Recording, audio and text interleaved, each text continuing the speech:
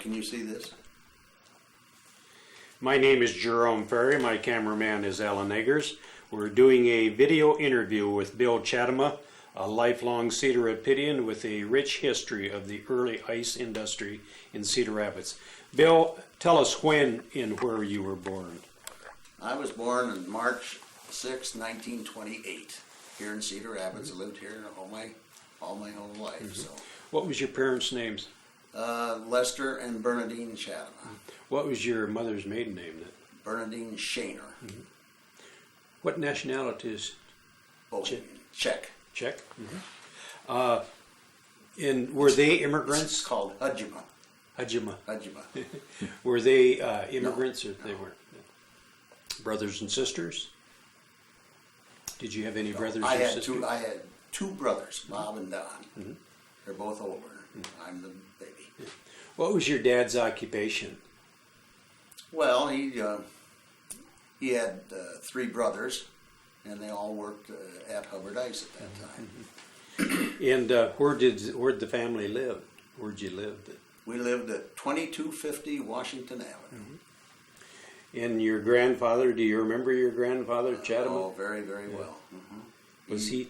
He lived over on the corner of Beaver Avenue and 21st Street.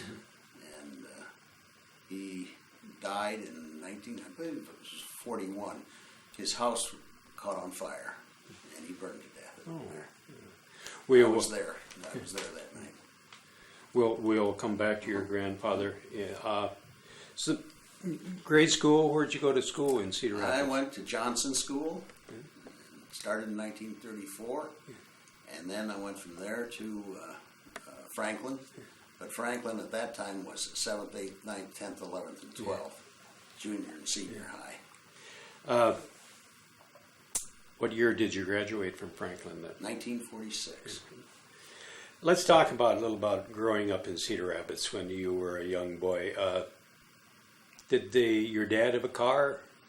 Oh, yes. Yeah. Let's see, I forget. He had an Auburn and an old, oh gosh, I forget what the heck it was. I know the Auburn. Sure wish I had it now.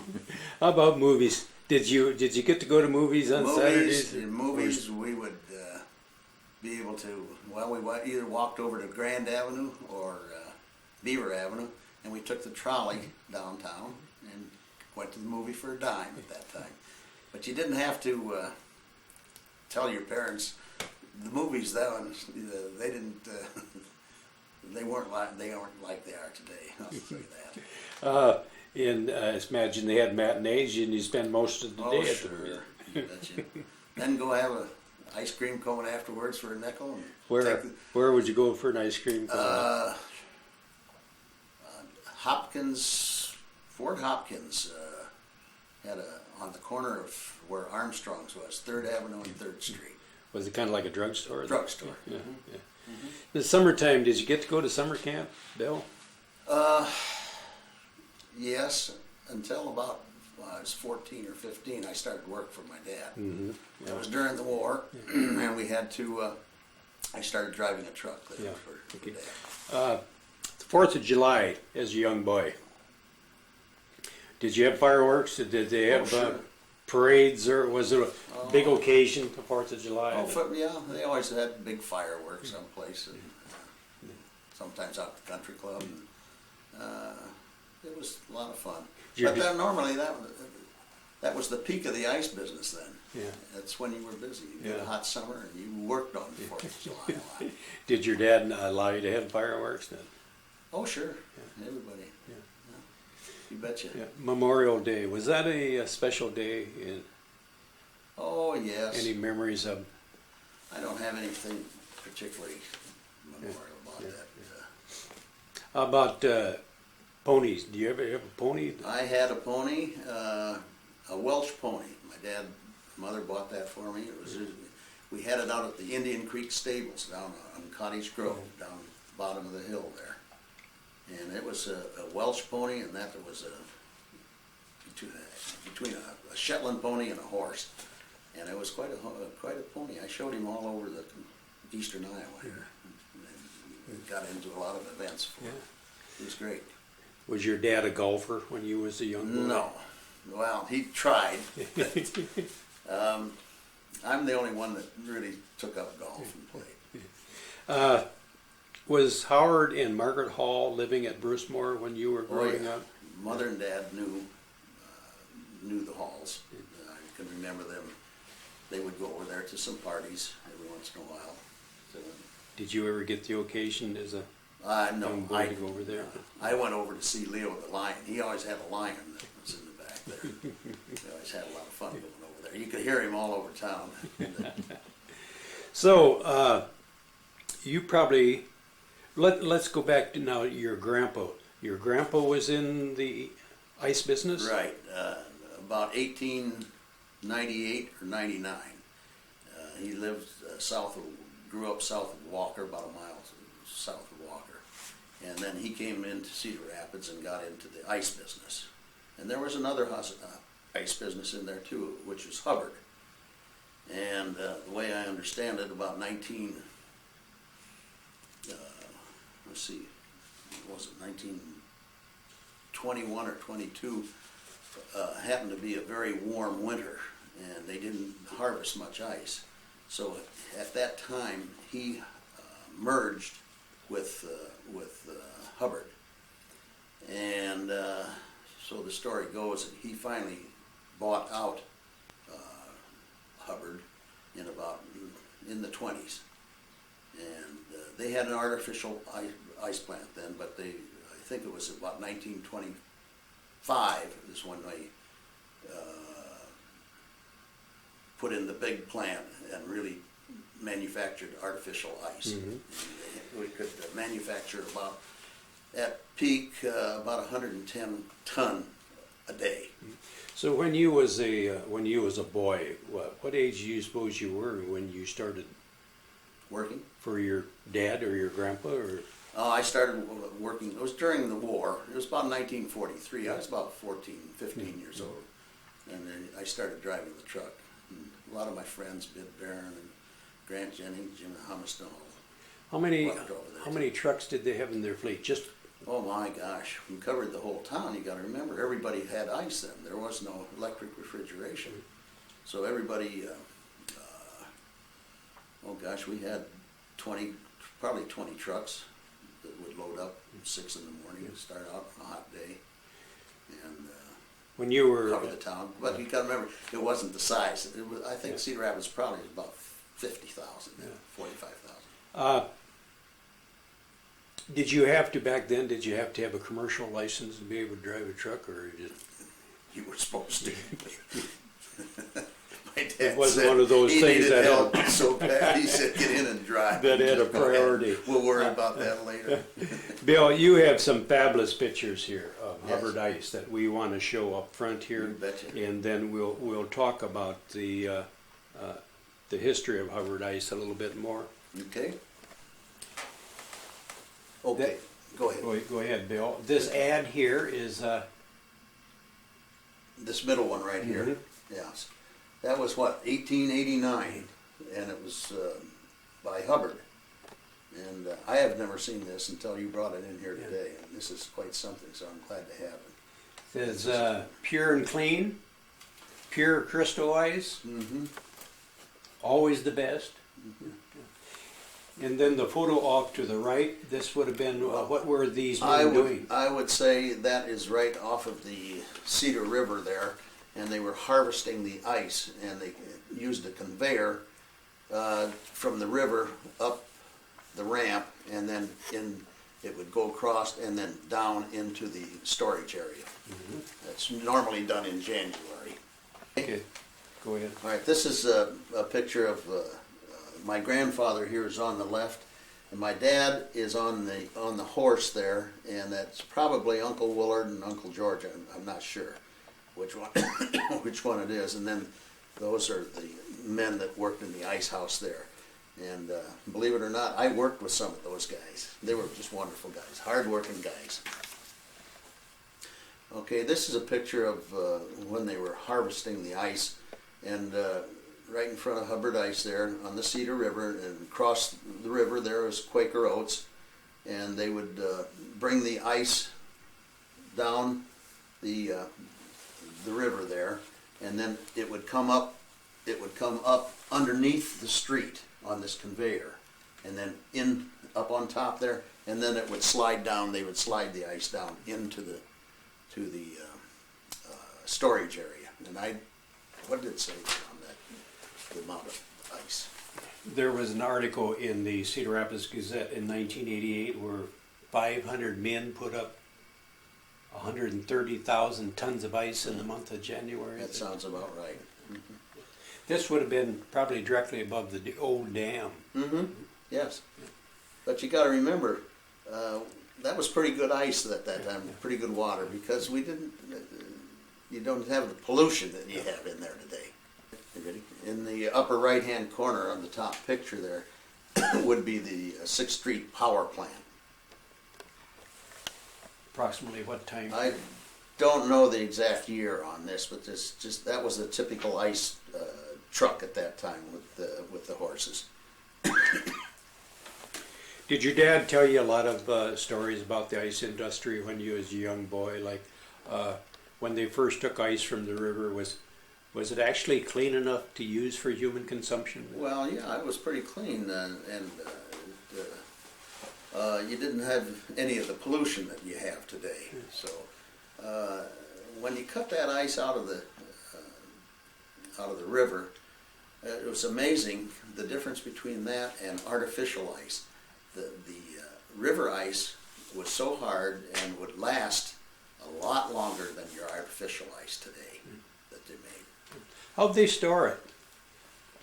We had a big storage space, and I forget how many 100,000 tons of ice we could do. We made it all during the winter. We would the artificial ice, and we had a big storage place there, and we could. We had an elevator that would take it up from layers. Mm-hmm. We had I forget the tonnage of 100,000 tons, hundreds of thousands of tons of ice that would get in there. And then we'd pull it out during the summertime when the demand was so big. And I think in 1936 it was that real hot summer, and they ran out of ice. They had to ship it in. How did they keep it from melting in this large building, in the warehouse? Well, it was a refrigerated. It was a refrigerated room. No, but I mean early on when they first took the ice from the river. Would store it, and they'd either put hay or straw or cork or things like that on each layer, and it would stay fine. That would keep it way through the summer, even. Mm-hmm. And they could expect it to last till the next ice season, Well, if it was a good year. Normally would sell it all out. Yeah. They would get rid of it. Yeah. And then, how did they deliver it? Did they have drivers that would go out and deliver ice? And Mm-hmm. Yeah.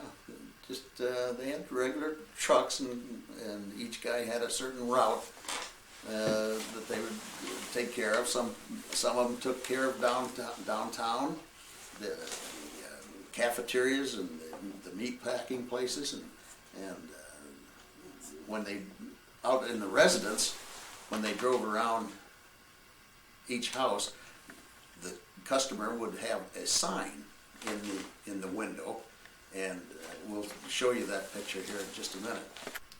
This is the sign that they would hang in their window. This is quite an antique now, and if they wanted 50 pounds, they put it in just like that. So the number that was up is how much ice that they would want in there to be delivered, and then you just the iceman would know what to bring. You just walk into the house.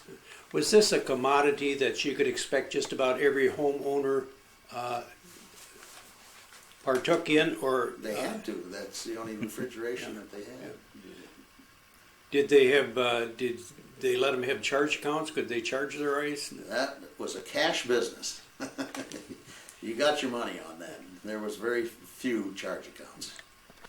What would happen, Bill, if there was a warm winter and the river didn't freeze over, so it would make good ice?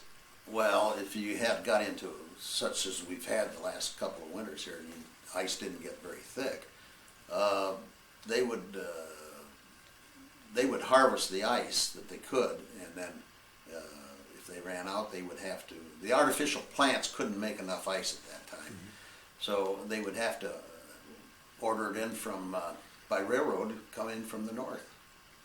People, we would buy it, and then it'd be in here, and then we'd unload it and sell it from the lakes up north, where they had cold weather. They had plenty of ice. Was there any difference between the lake ice and the river ice? The quality? Not much, no. Probably the lake ice, I imagine, was a little bit cleaner, probably. Yeah. In using this river ice, did it leave odors in the refrigerators in the ice boxes? No, that's today when you have an electric refrigerator, you cover everything in your ice box. But if you have ice, the purpose of ice is it circulates the air, and the odors, like butter, you could leave it in your ice box because the odors would be picked up from onions and everything else that you had in there and deposited on the ice melts and it goes down the drain. So, but in electric refrigerators, you have to cover everything today. The Hubbard ice way back, it was ice their main product, or did they handle coal? Yes, we got into the coal business. That had to be in the 30s, in the early 30s. Coal was used an awful lot, and then it changed. They got into the coal business, and then. Do you want me to go in and tell you about the? Yeah, we'll touch on that later. But when they went into the coal business, did they have a railroad yard to bring it right into the Hubbard facility? Or? Yes, they made. Hubbard got into the coal business, and they made what they called packaged coal. It doesn't shovel it. They had a machine that compressed it, and it wrapped the coal in little blocks. And then people could, instead of getting dirty, they could handle this because it was all packaged. But they, in the late 30s, then in the 40s, the oil business came in, and we got out of the coal business and went into called it Hubbard Ice and Fuel, because the fuel oil, everybody burned fuel and that was converted over. I can imagine coal business was quite like the ice business that everybody needed it. The fall of the year probably was a very busy time as far as. Sure. Yeah. Go around and fill coal bins. Did they handle different types of coal? Like, would a factory use a different type of coal than the average home would use? I don't know. Yeah. That I Okay. You started with Hubbard Ice, working for your dad when you were 14 years old, driving a truck, and I think you touched on in the 1922 time period that the Chadimas went into business with Hubbard. With Hubbard. Right. Mm-hmm. They merged with Hubbard. Yeah. Right. And then, I'm not quite sure on this, but my grandfather bought out Hubbard, and they just left the name of Hubbard Ice in there. And shortly after that, then you started making, Hubbard started making artificial ice? Right. Could you explain that, how you went about in those early days, how you made artificial ice? Well, we had, it's kind of hard to explain and to feature it in your mind, but we had a row of cans that were about 4 foot high and about a foot wide, and we filled them with water. And we lifted 15 of those cans were attached to each other and lifted them up by a crane and put into the water, cold water. And as you, when they put it down into the brine, they connected a little air hose down the middle of the can. Each can was hooked with air, and as you freeze water and you circulate it, it makes it freeze clear. If we agitate water while it's freezing, and it freezes from the outside in. That's why if we didn't, we always advertised as crystal clear ice, and that's how we made it clear. It was by the agitation of water as it was freezing.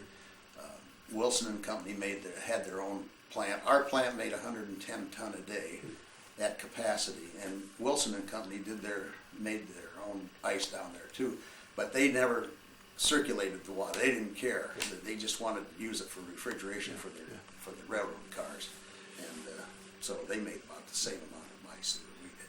How large a chunks would you have made at one time? Those were 400-pound chunks as they came out of the cans. each we call them cakes of ice, and they were 400 pounders. Did you have a way of scoring them so you could reduce them to smaller size? Well, we had a scoring machine with saws on each side, and the 400-pound chunk would go into this machine, and it would score it up and down the middle. So after it came out, it was all scored, so the guy took his ice pick and could, if you wanted 25 pounds, you could chuck it down. And then along in the early 40s, didn't your father build a large cold storage?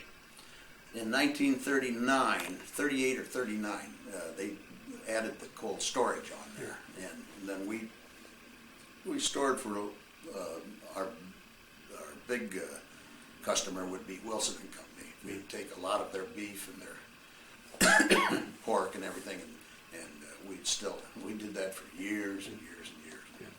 I think I read an article where you had 300,000 square feet of cold storage. That could be. That could have been very easily. How cold would this? In the storage areas? Yeah. Oh gosh, it'd bring it down to 10, 15 below zero.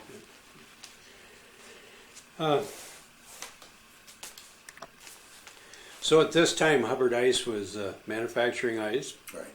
They're delivering fuel oil. Mm-hmm. You had a cold storage facility. What was the address of this location? Do you remember? 1124 First Street Northwest.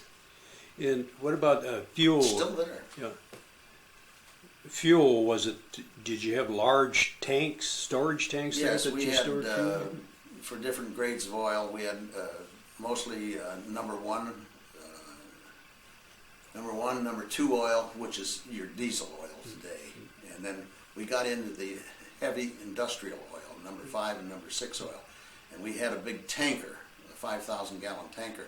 The big user for that would have been Collins Radio.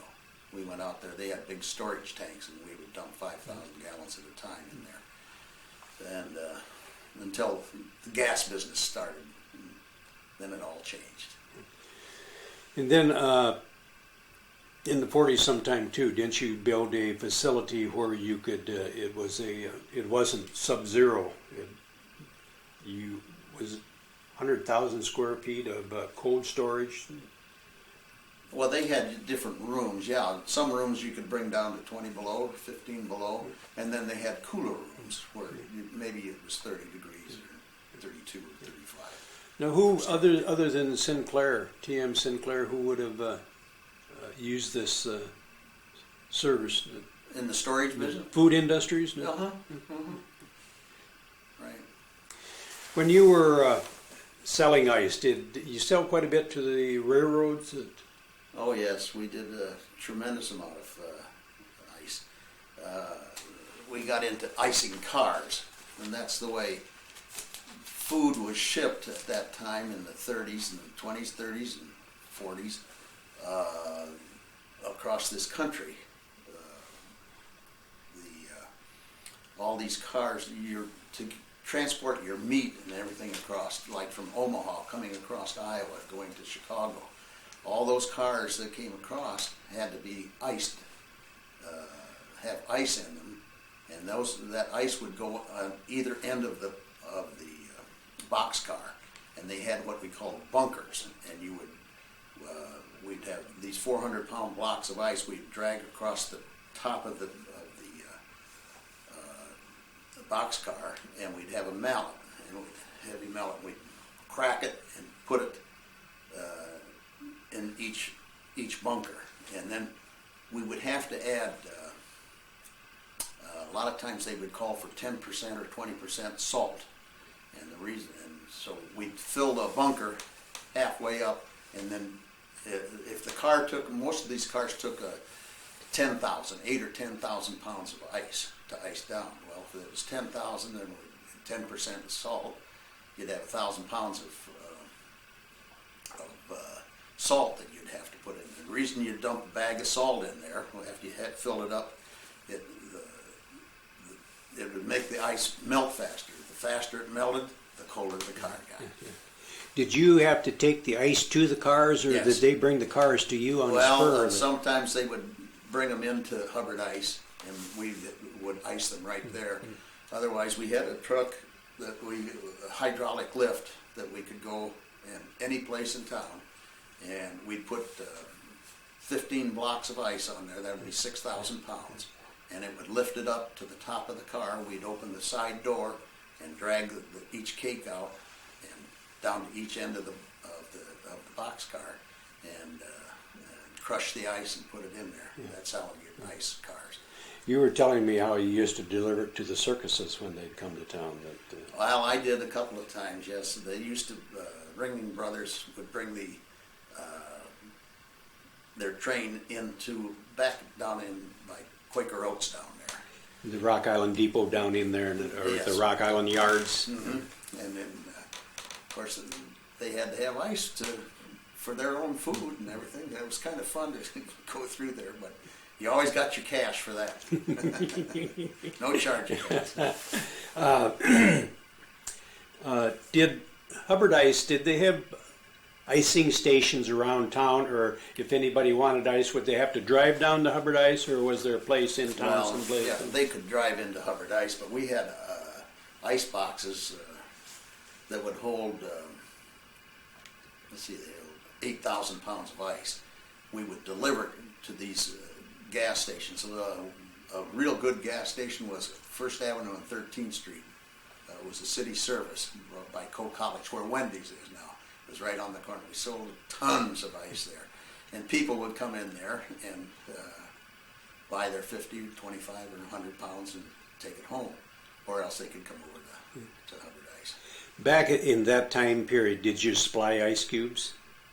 Yes, we made ice cubes at that time. We had a machine. It was the old-fashioned way. They'd take a 100-pound block of ice and set it. They had saws that you could put run the ice over, and it'd cut it that thick. Then he'd pull it back, turn it around, do it this, then get it the other way. So you'd have your cube form, and then he'd take it and shove it over the cutoff saw, and the cubes would go down. But they were good. That was good, solid ice cubes at that time. Very labor-intensive my. operation. Betcha. You had mentioned the All Iowa Fair, that they used a lot of ice out there. Boy, yeah. That was always fun. We always, it was a big day, the big week. We'd always go out there about 6 in the morning and you start delivering. And everybody had used ice at that time for their pot. It was a lot of fun going out there for that. Then you mentioned taking ice down to the Union Station to ice the sleeper cars. Right. Yeah. During the summertime, we would take the Rock Island, I think it was the Rocket, would go up to Manly, Iowa, and up to Minneapolis. And every day, about 2 o'clock, we'd take about 4,000 or 6,000 pounds of ice, and we'd put 200-pound chunks on a cart and wheel it over to the sleeper car. And then open underneath the car was big iron doors. You open those up and then slide these 200-pound chunks in, one on top of the other. And I think the car normally held about, 4,000, I forget, 4,000 pounds. And then they would close that and they'd have fans, and that would circulate through the car. So when the people got on a hot night at 7 o'clock, that was their air conditioning. That's how they air conditioned the train at that time. Excuse me. How about businesses in Cedar Rapids? Did they utilize ice for their air conditioning, or any of them? Like the sleeper cars in the railroad would? Well, the only thing I can remember is I used to deliver to apartment houses, and you'd take 100 pounds up a couple of flights of stairs, and we'd put it in a bucket in their room, and then they'd take a fan and turn the fan on, and that was how the air conditioning tried to keep cool. Bill, tell us what it was like for a ice delivery man on a typical day. Did they have to get up early? Start early? These guys would get down there about 5:30, 6 o'clock in the morning, and we'd have all these trucks backed up to the dock by the scoring machine, and these little trucks would hold 3,600 pounds of ice, and nine cakes, 400-pound cakes of ice. They'd put them on their truck, and then they'd go out to the neighborhood or wherever their route was going, and just go through the neighborhoods and look at the signs, and they'd get rid of their 3,600 pounds and come right back in and get another 3,600 pounds. Depending on how hot it was and the time of year. Yeah, they have to load their own trucks, or oh sure, yeah. You bet you. You load them, you drive them, and did they have any special equipment to use, like ice tongs and aprons for getting all wet? Your shoulders got awful wet. You had an ice bag that you would put the 100 pounds in or the 50 pounds in, and then put it on your shoulder and walk into the house. Delivering to a home on the ground floor wouldn't have been bad, but I imagine you encountered a lot of people that lived in apartments, and you carted them up. Oh, that was a lot of fun, especially when you had to go up 2 or 3 flights of stairs with 100 pounds on your shoulder. Then you'd get up there and try and get into the apartment, and then you'd get to the ice box, and you had the 100 pounds on your shoulder. You had to open up the door, and then most of the people didn't clean it out, so you had to clean it out with your left hand, and finally take the ice and shove it in, and it got to be, it was hard work. I can imagine the ice long, hard hours. Depended upon the severity of the summer and how warm it was. And boy, when you start working these guys six days a week, 12 hours a day, some of them get a little grumpy after a while. Now, would you deliver on Sunday, like in? Well, not normally. The real hot part of the summer. Well, if you got into a real hot time, normally they did not deliver on Sunday that I know of. Did the drivers get paid overtime for those long hours they'd have put in, like during July? I think a lot of them worked on a commission basis on how much they pedaled, and some worked on by the hour. I remember I worked one week. I got time and a half over 40 hours, and I think I worked 70 hours or something. I took home $70, and boy, that was a lot of money then. That was a lot of money to carry around. I can imagine you built up some pretty good muscles. Well, yeah. Carrying ice. Yeah. All day long. You betcha. You stay in shape, I'll tell you that. Did you have a problem with people with dogs that they'd come and nip at your heels while you're carrying a block of ice upstairs? Well, you always hear this story about the Iceman going down the street and the kids coming up, and you take an ice pick and you give them a chunk of ice. You always went through that. That was always fun. A lot of fun. Is when semis come on the scene, I can imagine they had a great demand for ice. The refrigerated cars. Yes. Well, we had a lot of trucks.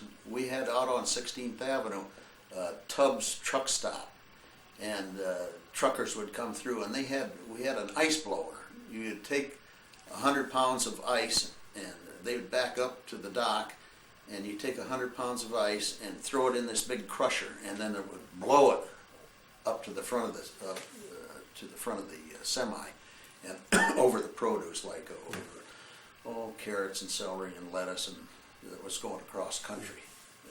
That was back in the 40s. That's the way they would keep their vegetables and stuff cool. How about the farming industry, the dairy industry? Did they have a demand for ice, or would they buy ice from you to refrigerate their milk? And I can't remember on the milk end of it. We had a company there called Iowa Farm Products. We would make cheese for the government and butter and that kind of stuff. And they put it in these milk cans and then put it into a car, railroad car. And then we would come and take the whole 200-pound chunks of ice and slide it right on top of we'd fill the whole car with ice, and that's how they refrigerated the cars that were going across country with milk. How many employees do you suppose Hubbard Ice at their peak employed? Just for the ice company? Yeah. Oh gosh.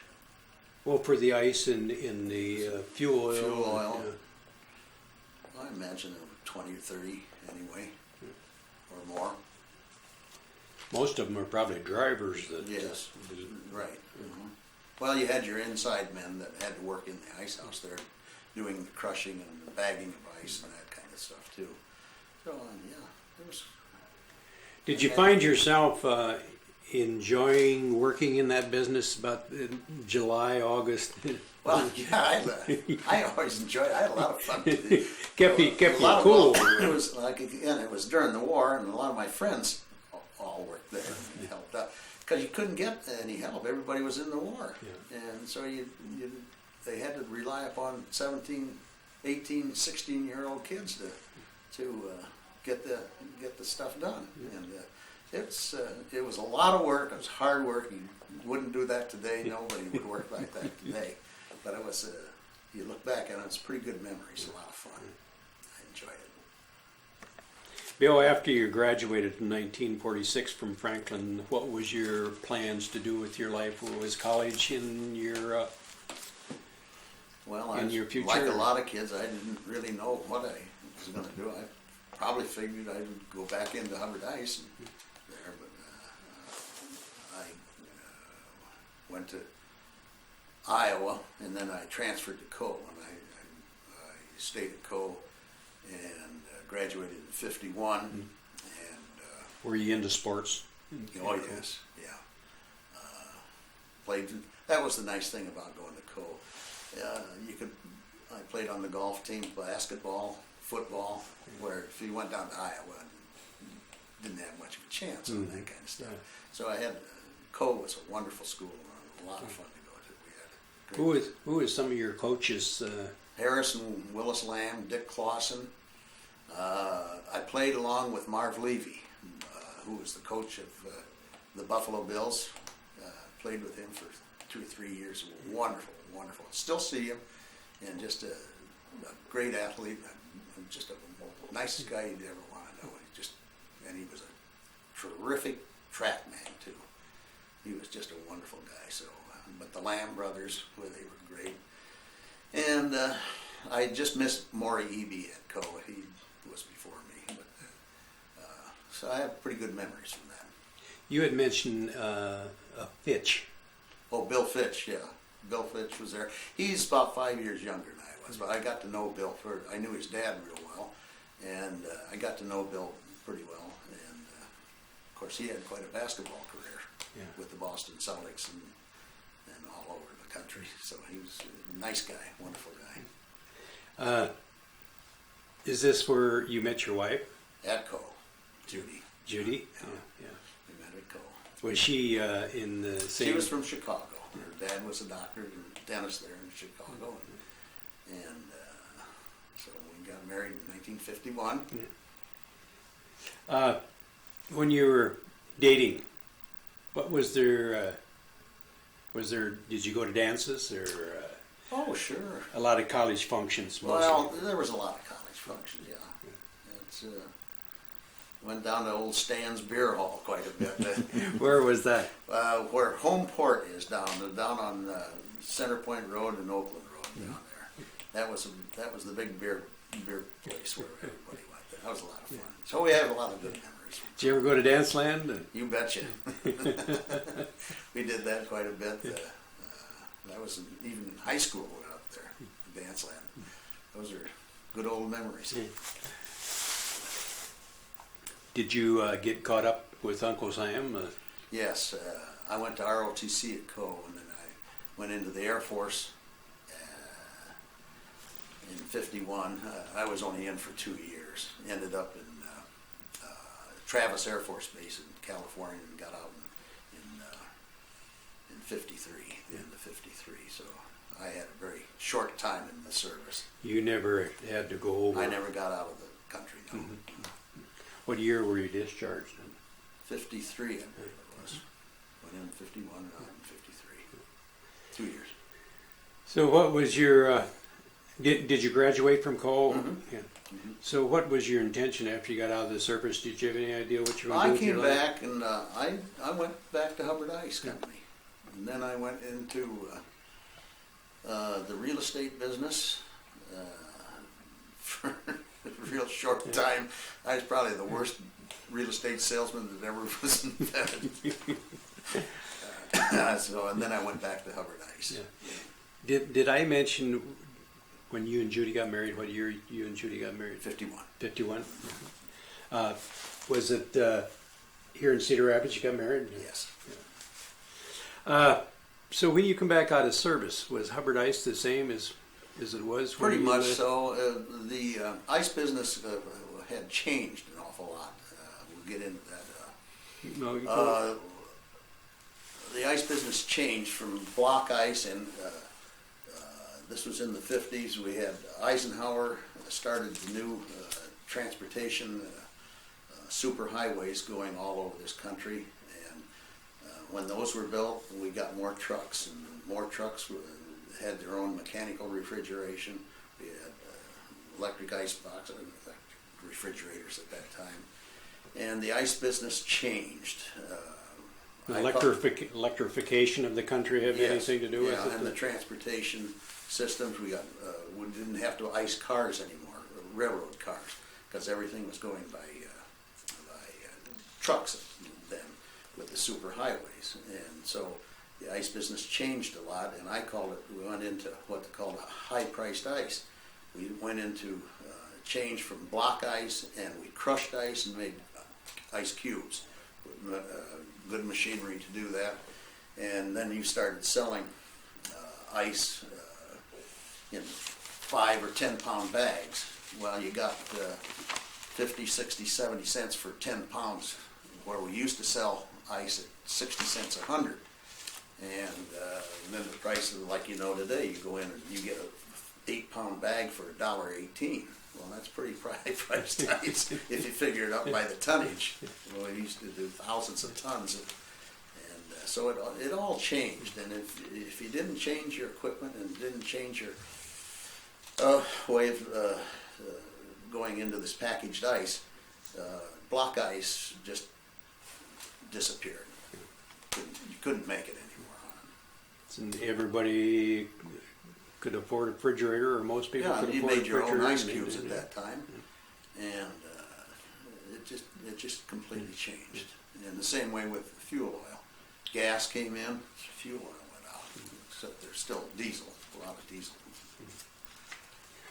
What was your brother doing at this time? Was he in business for himself, or? Well, no, my older brother, Bob, graduated from the Naval Academy. He stayed in the service for about 10 years, and then he got out, and then he came back into the Hubbard Ice, and so we were all there. Do you want me to go on and tell about? Yeah. He came into the service. To make a long story short, about 1964, my brother and Dad and myself, we sold out of the family business and out of Hubbard Ice Company, and we bought a company called the Casina Company, welding supplies, and we covered eastern Iowa with that. And then later, what products did you sell? The Casina Company. All welding supplies, oxygen, acetylene, all the different gases.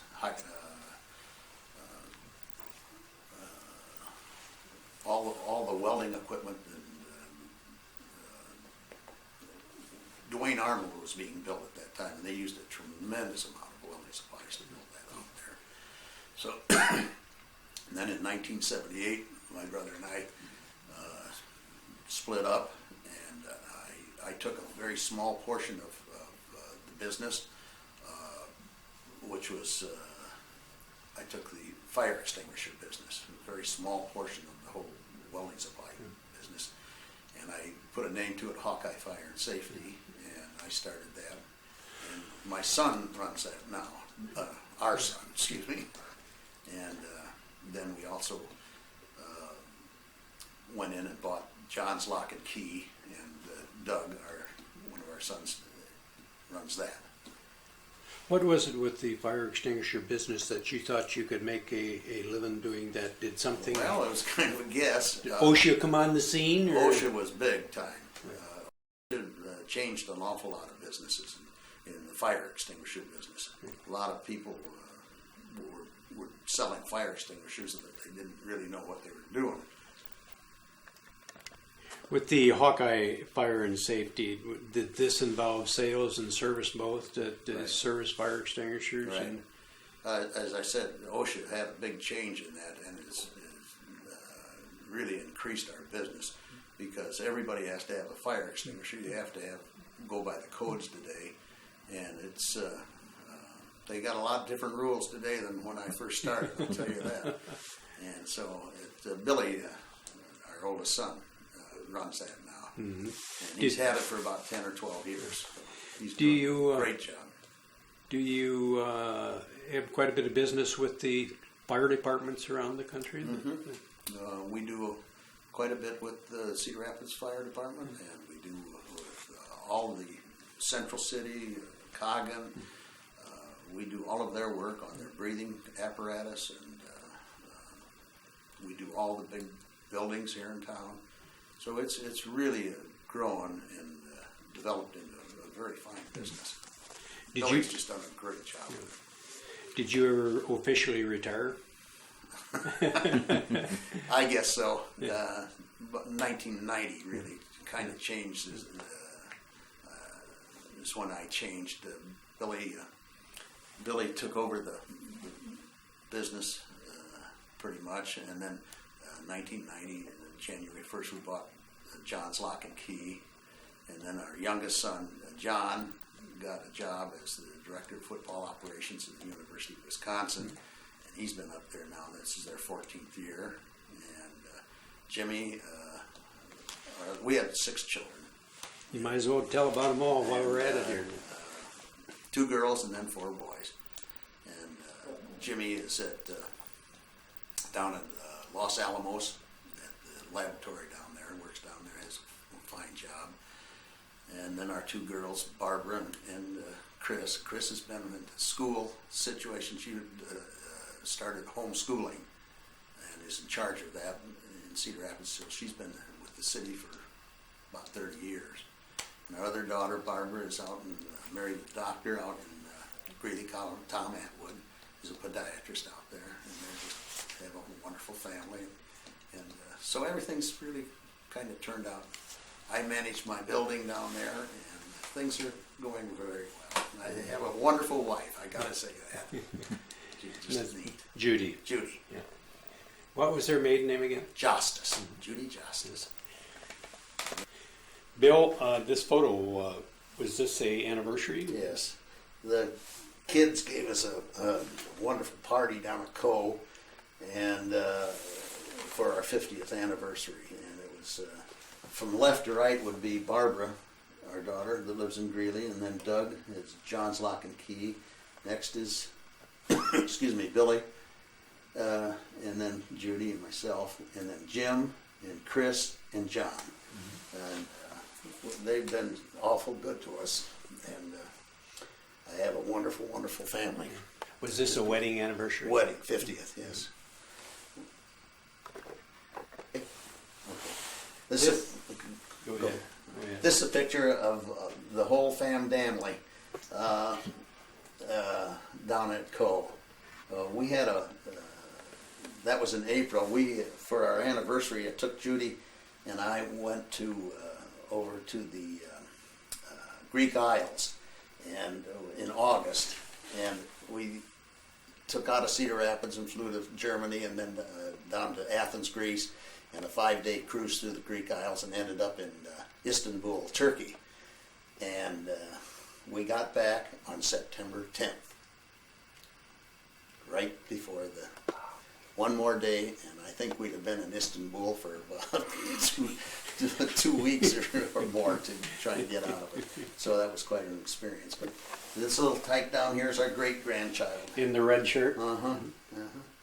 So they're just wonderful kids. Do you remember the Good grandchildren? Can you remember the grandchildren's names? That's Cade, and I can't see here. And Jacob, I can't, my eyes are bad here. I'm having a hard time with it. But they're all good, nice family. Bill, you retired in 1990. What have you been doing? Do you have hobbies?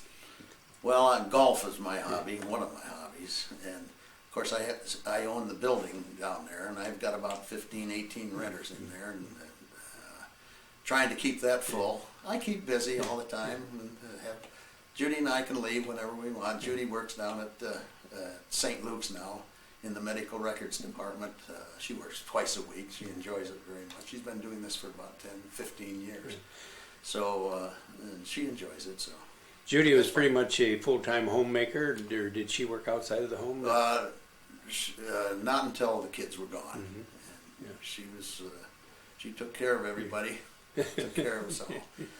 And after John left, then she went to school and for St. Luke's and learned how to be a medical record technician. So she does coding down there and just enjoys it. Yeah. We've had a wonderful life. Yeah. I'm a lucky guy. Bill, you had been very modest when I asked you, we mentioned golf. You have a great love for golf, don't you? Yes. Yeah. Enjoy it all the time. And now I'm playing once a week with my 2 sons, Doug and Billy. We're going to do that through the summer as much as we can. And it's really fun to be playing with them and get along. We're going out to Virginia Beach, Virginia, the 1st of June to compete in the United States Senior Games. So that I qualified in golf, and of course Judy qualified in her swimming. She's quite a swimmer. She's a great swimmer. So that ought to be a lot of fun, and that'll be the first week in June. So. Did you ever give golf lessons? No, I helped coach the co-golf team with Bill Fletcher down here. He's been doing it for 30 years. I've helped him about the last 5 years. It's been a lot of fun. These kids are good. And, so we keep busy and have a lot of fun. It's good life. Bill, I want to back up a little bit. Where you had your Hawkeye Fire and Safety building, what used to be in that location years ago? That was the old Lefevre building. And we, Bob and I bought that in 72, I believe it was, 1972, and from Peter Bezanson. And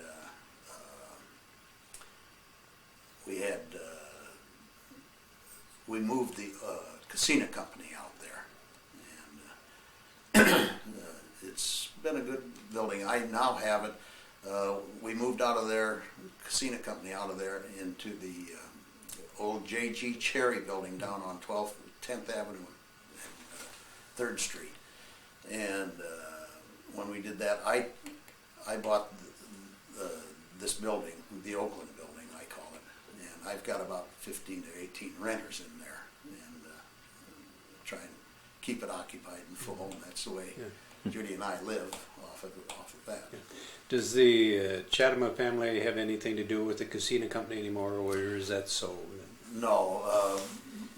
When Bob and I split up, he took that, and then he sold that eventually to Whit Wright up in Waterloo, and he got rid of it out of there. So he owns that building now, the old J.G. Cherry. He's done a great job with it. It's wonderful. So he rents that too. So we're kind of in the renting business. Keeps us busy. Yeah. Bill, unless you have any more memories to share with us, the Linn County Historical Society, the Cedar Rapids History Center would like to thank you very much for sharing your memories with us. Well, I thank you, and I've always wanted to do this and get something on tape about the ice business, and everybody's always said to do it, so I thank you for getting a hold of me and giving me the opportunity to do this. So thank you very much. Thank you very much. Thank you.